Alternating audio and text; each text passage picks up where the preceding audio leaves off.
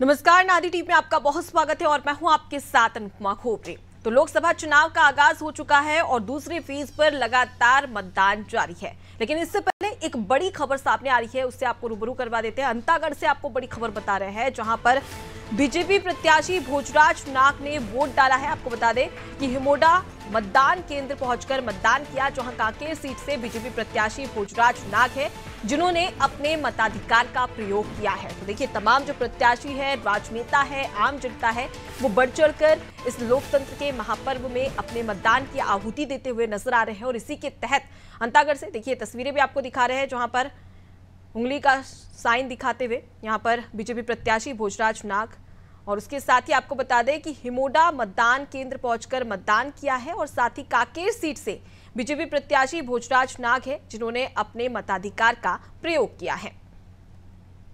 मत देश को आगे बढ़ाने के लिए, इस राष्ट्र को, भारत माता को विश्व गुरु बनाने के लिए, भारत को विकसित राष्ट्र बनाने के लिए, छत्तीसगढ़ को अग्रणी राज्य बनाने के लिए नरेंद्र मोदी जी की जो जन कल्याणकारी योजना है, उस योजना को जन जन तक पहुंचाने के लिए किए।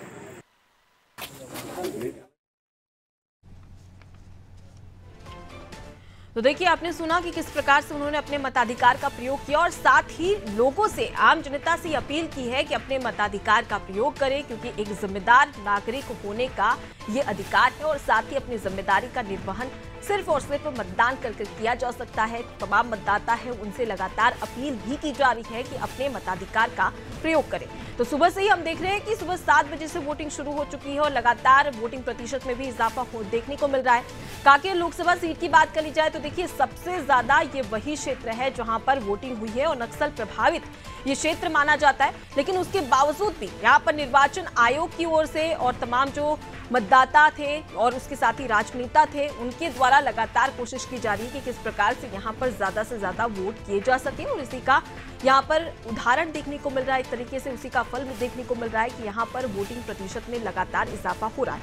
लेकिन अगर हम बात करें राजनांदगांव की, तो देखिए ये सबसे हाई प्रोफाइल सीट कही जाती है, लेकिन उसके बावजूद भी यहाँ पर वोटिंग प्रतिशत में कमी देखने को मिल रही है।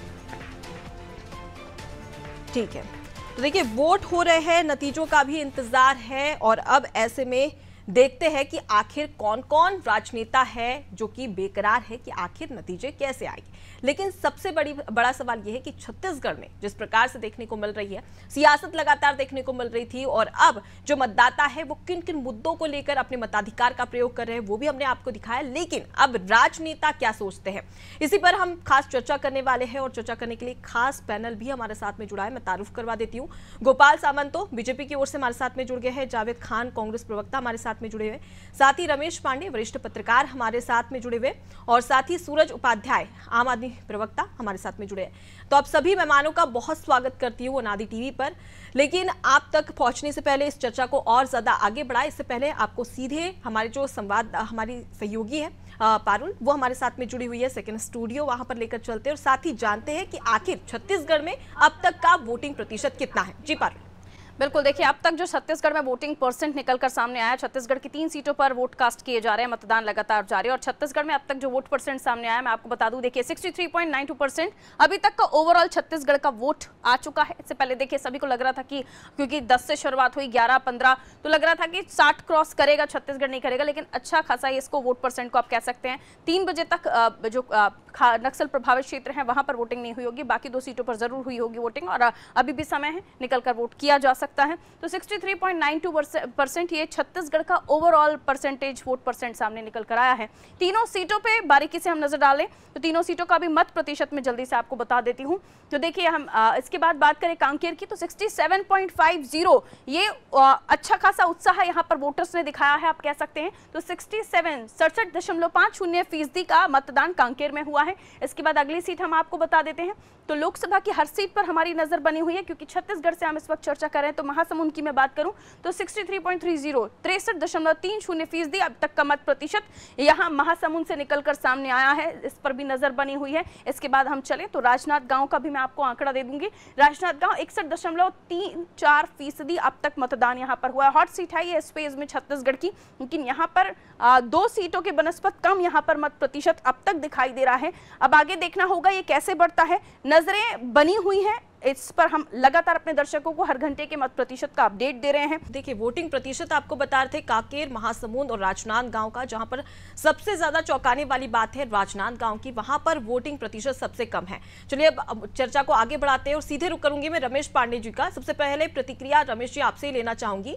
वोटिंग प्रतिशत हमने देखा और राजनांदगांव वो लोकसभा सीट जो कि सबसे हाई प्रोफाइल सीट कही जाती है, क्योंकि पूर्व मुख्यमंत्री भूपेश बघेल यहां पर चुनावी मैदान में है, लेकिन उसके बावजूद भी सबसे कम वोटिंग प्रतिशत यहीं से निकलकर सामने आए। इसे किस प्रकार से देख रहे हैं आप? देखिए, इस बार का जो लोकसभा चुनाव हो रहा है, पहले चरण से ही देखा जा रहा है कि कुछ वोटों का प्रतिशत पिछले चुनाव की तुलना में गिर रहा है जी। और इसकी वजह कुछ भी हो सकती है। गर्मी का भी मौसम बहुत तेज है, या मतदाताओं का रुझान उतना निखल करके नहीं आ रहा है, या पार्टी के वर्कर्स उतने मजबूती से काम नहीं कर पा रहे हैं। और जहां तक राजनांदगांव की बात है, तो राजनांदगांव लोकसभा क्षेत्र के अंतर्गत मोहला मानपुर एक सीट ऐसी है जो नक्सल प्रभावित है, और वहां पर चुनाव 3 बजे तक ही पड़ना है, 3 बजे के बाद वोटिंग नहीं होगी। उसके अलावा जितने अन्य विधानसभा क्षेत्र हैं उनमें शाम 5 बजे तक वोटिंग होगी। तो अभी वोटिंग का टाइम है, हो सकता है कुछ इम्प्रूवमेंट हो जाए।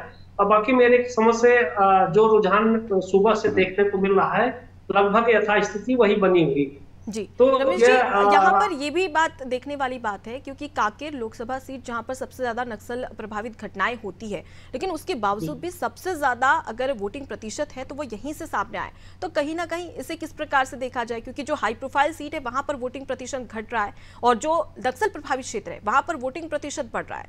देखिए, आप पिछली चुनाव में भी देखेंगे, इस बार भी देखेंगे, आज के भी वोटिंग में आप देख रहे होंगे कि जो ग्रामीण क्षेत्र है वहां वोट ज्यादा पड़ रहे हैं, और जो शहरी क्षेत्र है वहां अपेक्षाकृत वोट कम पड़ रहे हैं जी। तो मेरे ख्याल से इसका भी एक असर होगा कि राजनांदगांव एक काफी विकसित शहर हो चुका है, और तो नगरीय क्षेत्रों में वोट का परसेंटेज कम है, ग्रामीण क्षेत्रों में वोट का परसेंटेज ज्यादा है। कांकेर जहां तक की बात है तो ग्रामीण क्षेत्र है, और ग्रामीण क्षेत्र में लोगों का वोट देने के प्रति रुझान थोड़ा ज्यादा समझ में आ रहा है जी। ठीक है, लौटूंगी आपके पास में। सीधे अब मेहमानों का भी रुख कर लेते हैं। गोपाल जी हमारे साथ में जुड़े हुए हैं बीजेपी की ओर से। सर, मैं आपकी प्रतिक्रिया भी लेना चाहूंगी।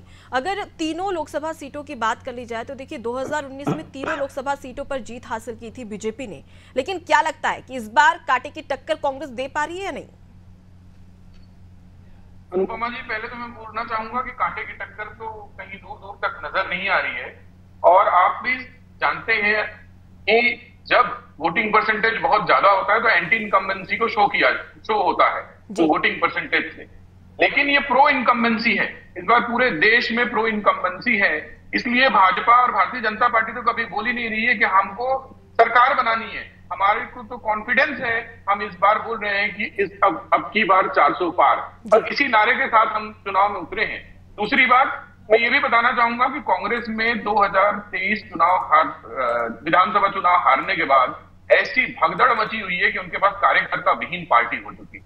उनके पास बिल्कुल कार्यकर्ताओं का टोटा लग चुका है, और इतना टोटा है कि कार्यकर्ता खुद वोट डालने नहीं जा रहे हैं कांग्रेस के, या वो किसी अपने कांग्रेस माइंडेड लोगों को वोट डालने ले जा नहीं पा रहे हैं। इसलिए अगर जो वोटिंग परसेंटेज कम भी हो रही है तो वो हम समझते हैं कि हमारी जीत की और प्रशस्त करने के लिए ये परसेंटेज हमको दिखाता है कि हमारा जीत और प्रशस्त हो रहा है जी। लेकिन इस बार देखिए ना, पूर्व मुख्यमंत्री भूपेश बघेल भी चुनावी मैदान में हैं और लगातार प्रचार प्रसार करते हुए भी नजर आए थे, और कहीं ना कहीं इस बार क्या लगता है, क्योंकि कांग्रेस ने अपने कई दिग्गजों पर भी दाव लगाया है, चाहे हम ताम्रध्वज साहू की बात करें या उसके अलावा पूर्व मुख्यमंत्री भूपेश बघेल की बात करें, तो आप क्यों नहीं देख रहे कि टक्कर मिल रही है? आप तो कह रहे हैं कि बिल्कुल भी टक्कर नहीं है।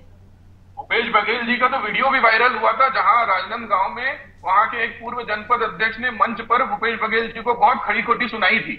तो यही वो देखने मिला है, भूपेश बघेल जहां जहां गए कार्यकर्ताओं ने उन्हें खूब खड़ी खोटी सुनाई, और इसलिए सुनाया कि उनका अहंकार आज भी कम नहीं हो रहा है।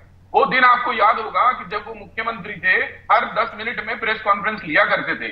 आज 1 दिन, 2 दिन और 3 दिन भी बीत जाता है तो प्रेस कॉन्फ्रेंस लेने के लिए सामने नहीं आ पाते हैं, क्योंकि उनके चेहरे में डर साफ दिख रहा है, उनके चेहरे में कोई कॉन्फिडेंस नहीं है। ऐसे तो प्रधानमंत्री भी काफी कम प्रेस कॉन्फ्रेंस करते हैं, तो उस पर भी विपक्ष सवाल उठाता है। बिल्कुल, लेकिन आप ये देखिए कि जब वो मुख्यमंत्री थे तो सुबह शाम दोपहर 3 बार वो अपना वर्जन देते थे।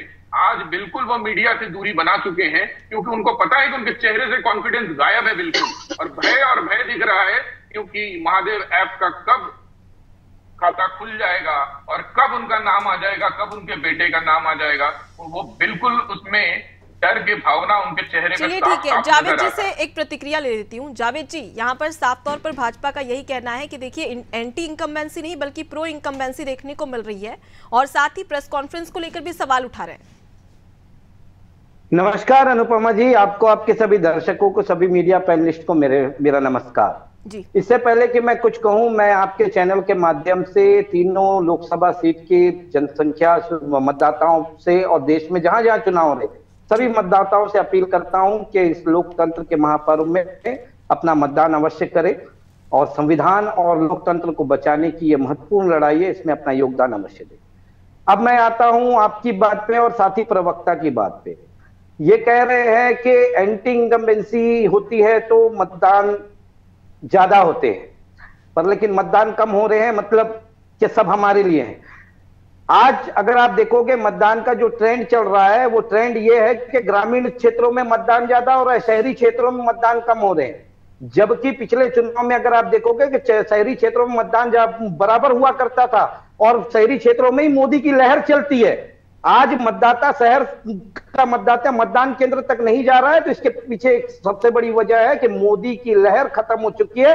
अब मोदी की गारंटी पर शहरी मतदाताओं को भरोसा नहीं है, क्योंकि लगातार महंगाई, बेरोजगारी, महिला उत्पीड़न, भैया सुन लीजिए भैया सुन लीजिए, धैर्य रखिए, आपका समय आएगा, बिल्कुल जवाब दीजिएगा।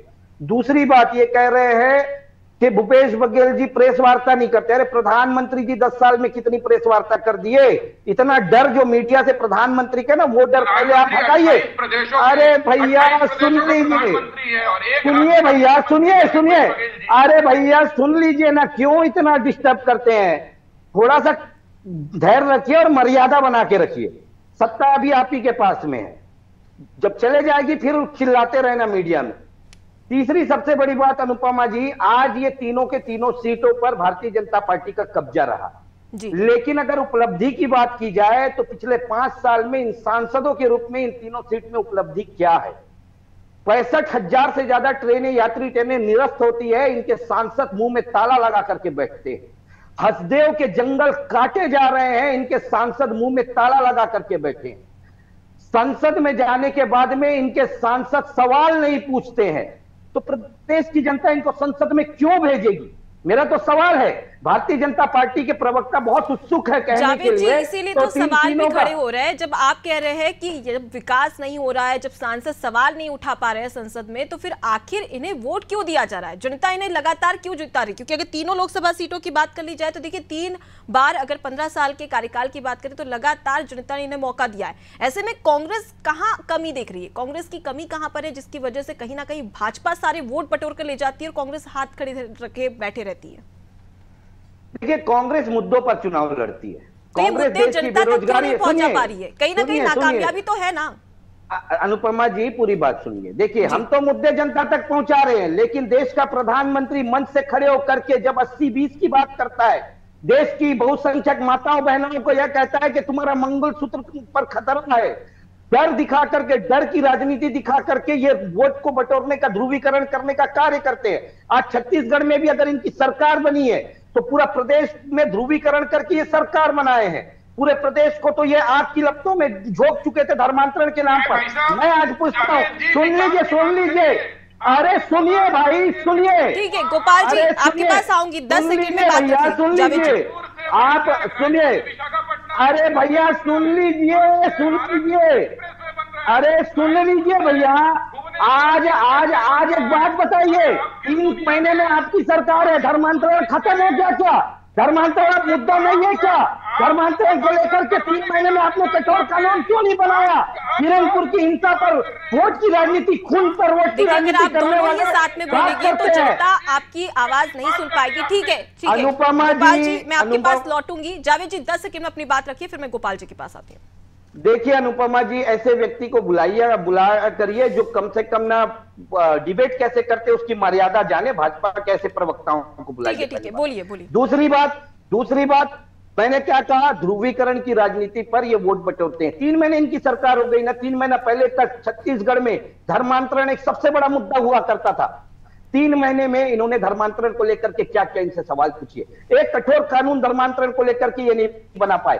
अब धर्मांतरण का मुद्दा नहीं है क्या? जिनकी सरकार बनते हुए सारे के सारे जो धर्मांतरित हुए थे लोग, वो वापस मूल धर्म में आ गए क्या? यही राजनीति है, यही इनकी सोच है। केंद्रीय नेतृत्व से लेकर के छत्तीसगढ़ के नेता तक सिर्फ यही राजनीति करते हैं। चलिए ठीक है, अब गोपाल जी के पास पहुंच जाती हूं। ठीक है जावेद जी, मुद्दों से भटका करके वोट लेते हैं। गोपाल जी, कांग्रेस की ओर से लगातार ये सवाल किया जा रहा है, क्योंकि हमने पिछले दिनों भी देखा जब कांग्रेस की सरकार थी तब भी लगातार ट्रेनें रद्द हो रही थी। स्टॉपेज है लेकिन वहां पर ट्रेनें नहीं रुकती है। ऐसे में कैसे विकास होगा? और कहीं ना कहीं छत्तीसगढ़ की जो आधी आबादी है उसका कहीं ना कहीं आवागमन जो होता है वो ट्रेनों के जरिए ही होता है, और ऐसे में जनता में भी काफी नाराजगी देखने को मिल रही है। अब तो डबल इंजन की सरकार है, तो ऐसी स्थिति तो नहीं देखने को मिलनी चाहिए। अनुपमा जी, 2 चीजें आपको बताना चाहूंगा। रेल नेटवर्क का इतना तेजी से विकास हो रहा है।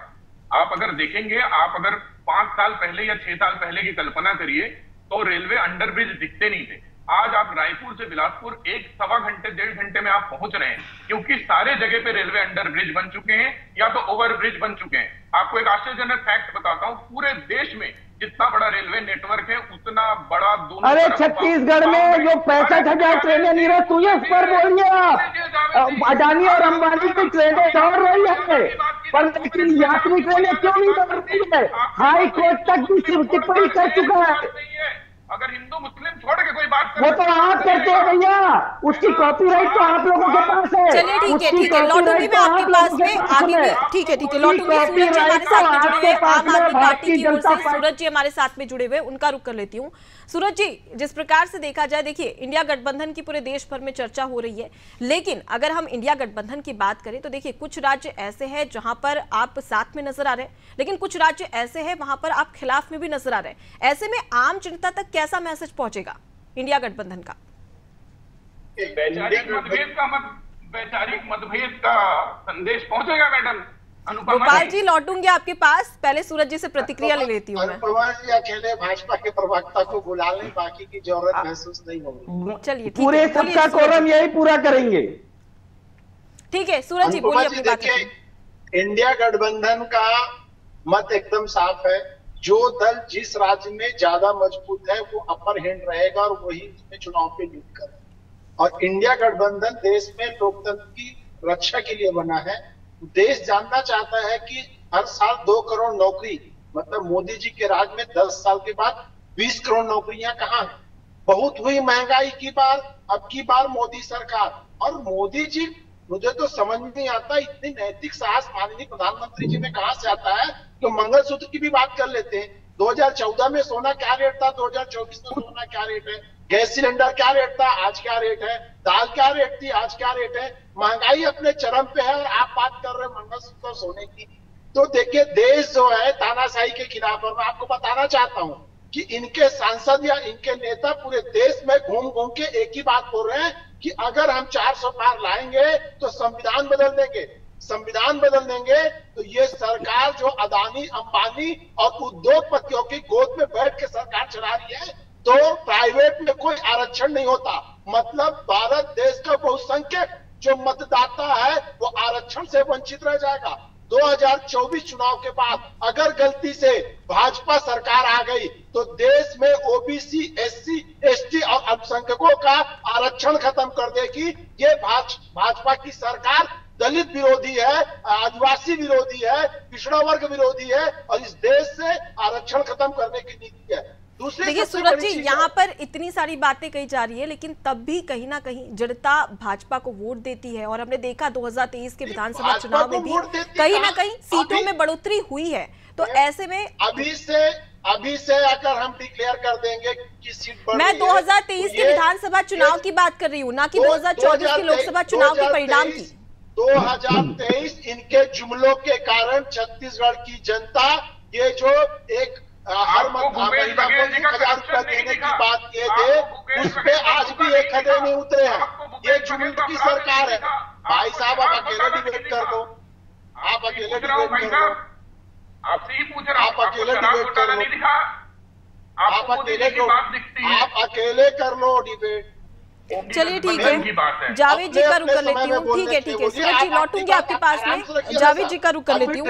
जावेद जी, अगर महासमुंद लोकसभा सीट की बात करें तो देखिए इस बार कांग्रेस ने ताम्रध्वज साहू जो कि पूर्व गृह मंत्री है उन्हें चुनावी मैदान में उतारा है। दुर्ग विधानसभा वो सीट जहां पर उनको हार का सामना करना पड़ा था, लेकिन अब 2024 में तो क्या 2023 में हारे तो क्या 2024 में कितनी संभावना है कि वो जीत जाएंगे?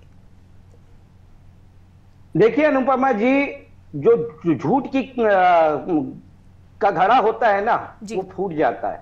और 2023 के चुनाव में ना जिस तरह से झूठ और फरेब को परोस करके ये सत्ता में आए, अब वो प्रदेश की जनता ही बोलने लगी है। किस तरह से मुख्यमंत्री साए साए जी का लगातार साए साए ग्राफ गिर रहा है, वो प्रदेश की जनता ही दिखा रही है। किस तरह से उनके सभाओं को लोग बहिष्कार कर रहे हैं, छोड़ करके जा रहे हैं। ये मीडिया ने भी देखा था, मीडिया ने भी चलाया था, मैं कोई अलग से बात नहीं कर रहा हूं। दूसरी सबसे बड़ी बात, इन्होंने मोदी जी ने 2-3 बड़ी गारंटियां दी थी। पहली गारंटी थी 500 रुपए में गैस सिलेंडर, 450 रुपए में गैस सिलेंडर मिलेगा, वो गारंटी पूरी नहीं हुई। इन्होंने बोनस की गारंटी दी थी। दैनिक भास्कर छापता है कि अभी भी 71,000 प्रदेश में ऐसे किसान हैं जिनको बोनस नहीं मिला। एक बड़ा अखबार छापता है कि जो महतारी वंदन योजना है उसका 37% पैसा आज भी महिलाओं के खातों में नहीं आया।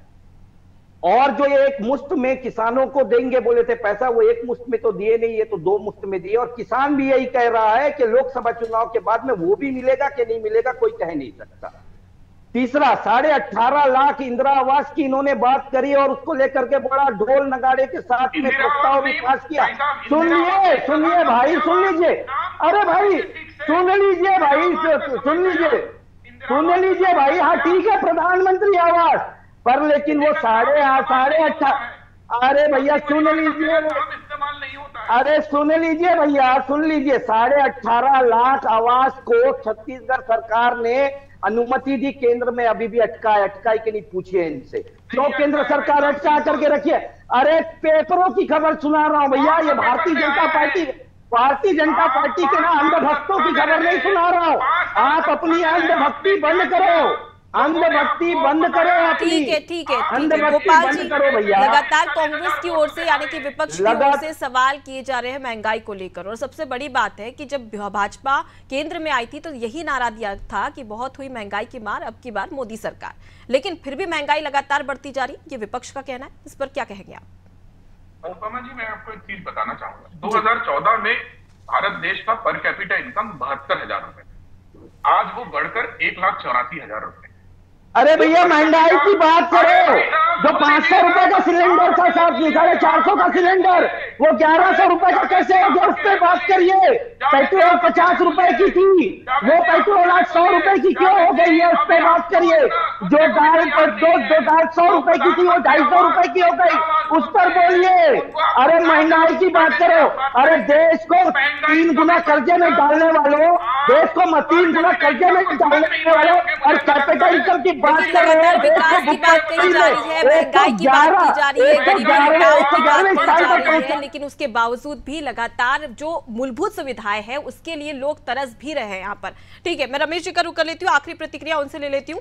रमेश जी, सबसे पहले अगर बात कर ली जाए तो देखिए तीनों लोकसभा सीटों की अगर बात कर ली जाए तो यहाँ पर मूलभूत सुविधाओं के लिए अभी भी कहीं ना कहीं अभाव देखने को मिलता है। चाहे हम विकास की बात करें, शिक्षा की बात करें, स्वास्थ्य की बात करें, और पलायन लगातार बढ़ता जा रहा है। रोजगार यहाँ पर नहीं मिल रहा है, इसकी वजह से लोग पलायन कर रहे हैं। तो ये तो नॉर्मल सी चीज है। यहाँ पर एक और मिशन 2047 को लेकर चल रहे, विकसित भारत को लेकर चल रहे, लेकिन उसके बावजूद भी स्थानीय क्षेत्र में मूलभूत सुविधाओं का विकास अब तक नहीं हो पाया है। साबित करिए। चलिए, समय काफी कम है फिलहाल के लिए। आप सभी मेहमानों का बहुत शुक्रिया हमसे बातचीत करने के लिए, उस डिबेट में शामिल होने के लिए। तो देखिए लगातार छत्तीसगढ़ में सियासत तो देखने को मिल रही है, लेकिन अब सवाल यही कि 3 लोकसभा सीटों पर चुनाव होने के बाद, वोटिंग होने के बाद यहाँ की जनता किस प्रकार से अपने मताधिकार का प्रयोग करने के साथ ही साथ तमाम जो प्रत्याशी है उन्हें जवाब देती है कि अगर विकास होगा तभी हमारा मतदान सही प्रत्याशी को जाएगा। चलिए आगे बढ़ते और बात कर लेते हैं एक बड़ी खबर की। चुनाव से संबंधित एक बड़ी खबर सामने आ रही है, जहां पर मुख्यमंत्री योगी आदित्यनाथ का बयान सामने आया है। उन्होंने कहा कि मैंने सुना है कि भाई और बहन दोनों अयोध्या आ रहे हैं, अयोध्या में दर्शन के लिए जाना चाहते हैं। इनकी सरकार भी तब कहते थे राम तो हुए ही नहीं, वहीं जब मंदिर में भगवान राम विराजमान हो गए तब कहते हैं राम तो सबके हैं। तो देखिए यहाँ पर भगवान श्री राम को लेकर विपक्ष पर निशाना साधते हुए मुख्यमंत्री योगी आदित्यनाथ नजर आए। देखिए अगर उत्तर प्रदेश की बात करी जाए तो आज दूसरे चरण में मतदान 8 लोकसभा सीट जहां पर मतदान शुरू हो चुका है। सुबह 7 बजे से वोटिंग लगातार जारी है और इसी के तहत अब मुख्यमंत्री योगी आदित्यनाथ ने विपक्ष पर जमकर निशाना साधा है और राम मंदिर के निर्माण को लेकर सीधे सवाल किया है। चलिए उन्होंने क्या कुछ कहा है आपको वो भी सुनवा देते हैं।